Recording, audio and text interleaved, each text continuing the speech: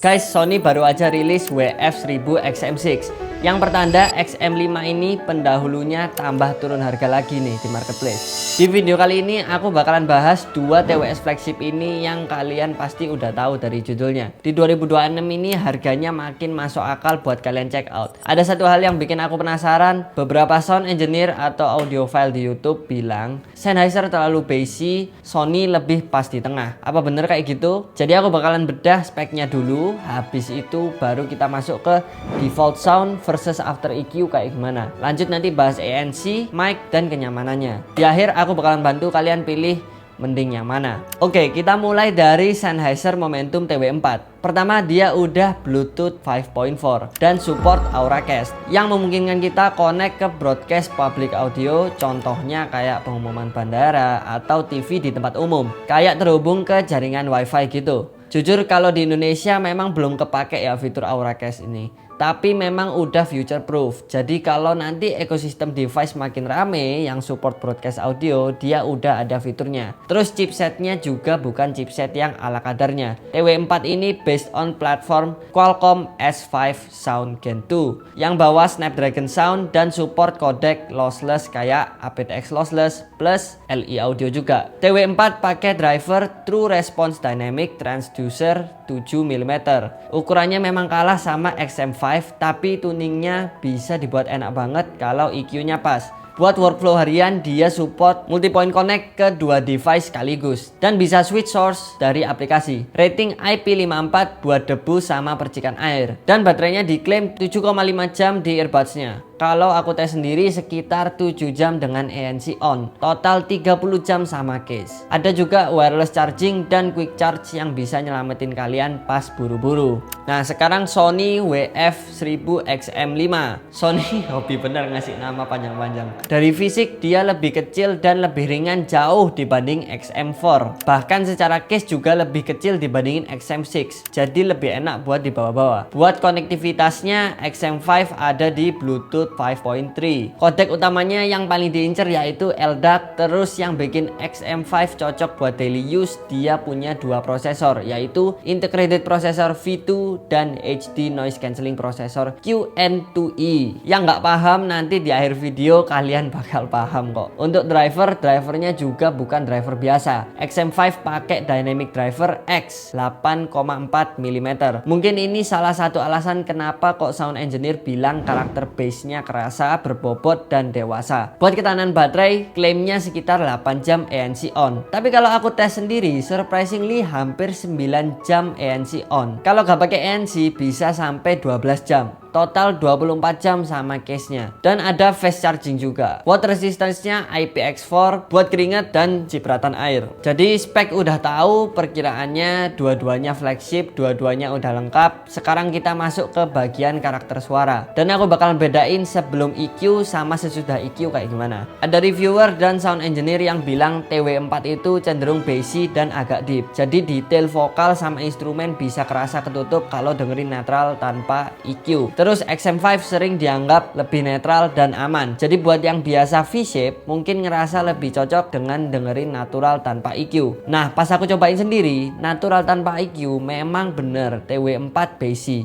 XM5 cenderung netral. Tapi setelah aku setting EQ kok malah kontradiktif. Menurutku aku tipe yang suka V-shape juga. Aku suka bass yang boomy, megah kalau tuningannya pas. Tapi yang bikin aku kaget, pas aku tuning dua-duanya, persepsiku berubah total guys. Dan ini yang pengen aku jelasin ke kalian. Oke, default EQ dulu, out of the box. Momentum TW4 yang aku rasain instrumen itu clear, vokalnya masih jelas, midnya enak, highs-nya cukup menurutku. Tapi aku paham kenapa ada yang bilang agak deep karena bass bodinya kerasa dan itu bisa bikin beberapa lagu kerasa lebih deep. XM5 bassnya langsung kerasa boomy, deep, terus midnya masih ada, highs-nya lumayan kerasa, terus vibes-nya itu kayak lebih tebel dan nyaman buat buat long listening sessions. Dan di titik ini kalau kalian nonton review orang lain yang bilang TW4 bassy dan XM5 lebih netral, aku bisa paham dan relate sama mereka. Memang kalau denger default aja kalian bisa salah pilih dan nggak sesuai sama selera. Karena justru banyak orang pilih flagship buat supporting softwarenya yang bisa ngotak-ngatik EQ sesuka hati. Nah sekarang after EQ, momentum TW4 clarity instrumennya bisa naik, vokal makin maju, mid ke high-nya kebuka lebih rapi. Buat track yang banyak layernya, separationnya bisa kerasa. Ini yang bikin aku ngerasa instrumen clarity-nya surprisingly bisa bagus banget. Bass-nya juga tetap kerasa dewasa dan gak berlebihan. XM5 bass-nya tetap deep dan tebel, dan itu enak banget buat genre yang energetik. Tapi kalau pakai EQ personal preference-ku, vokal sama instrumennya masih kerasa lebih mendem dibandingin momentum TW4 yang udah aku tuning. Bukan kalah secara kualitas ya, tapi lebih ke karakter XM5 yang lebih prioritas ke bass body, bukan ke separationnya dulu. Tapi memang ini all-rounder yang pas menurutku. Sebenarnya kalau kalian coba TWS budget kayak Soundcore R60i NC, ya meskipun jauh dari kata apple to apple ya, harganya aja bisa 1/10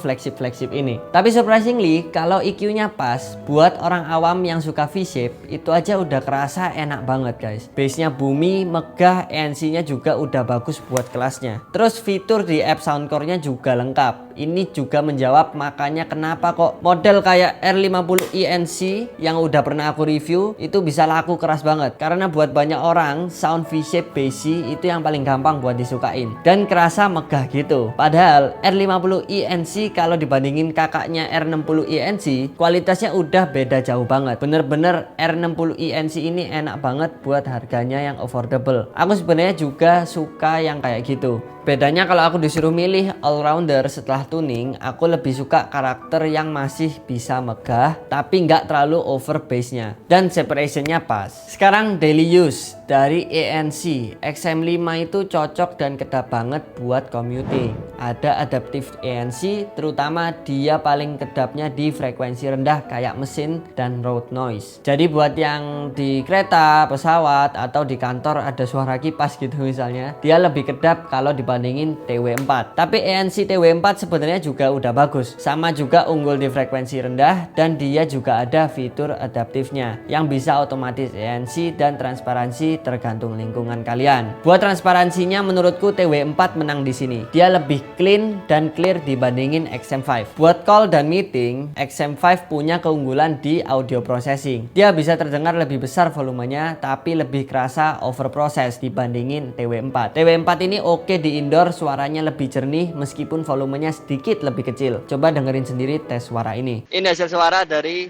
Sennheiser Momentum TW4 indoor di dalam mall. Tes 1 2 3, tes 1 2 3. Ini hasil suara dari Sony XM5 indoor di dalam mall. Tes 1 2 3, tes 1 2 3. Ini hasil suara dari Sennheiser Momentum TW4 outdoor berangin. Tes 1 2 3, tes 1 2 3. Ini hasil suara dari Sony XM5 outdoor berangin.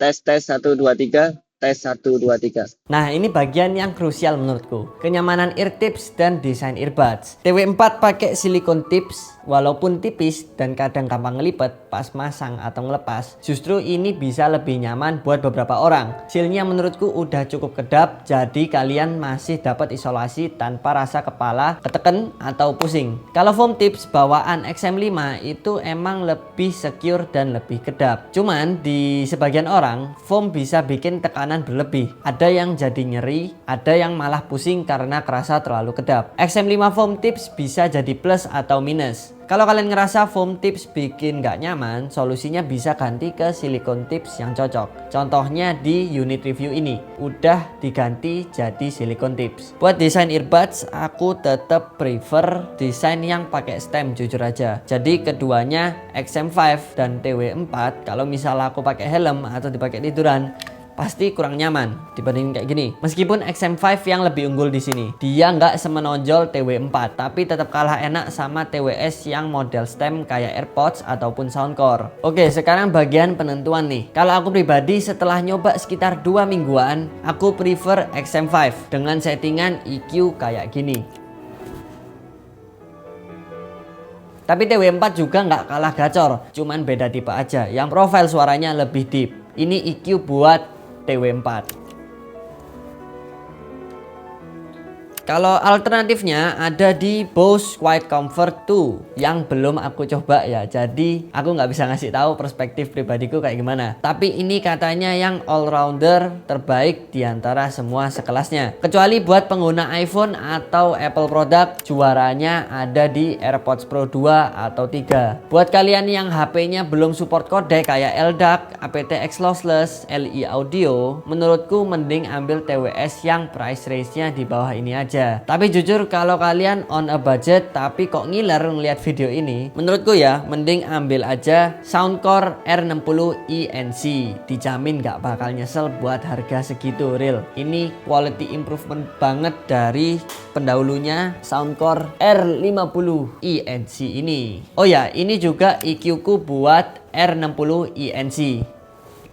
Sekarang giliran kalian lebih tim clarity atau tim bass heavy? Komen aja di bawah, like video ini kalau kalian suka, dislike aja kalau nggak setuju, dan sampai ketemu di video selanjutnya. Oh ya, kalian juga bisa lihat pengalamanku sebagai Google Student Ambassador di video ini, dan video ini yang paling cocok buat kalian menurut algoritma YouTube.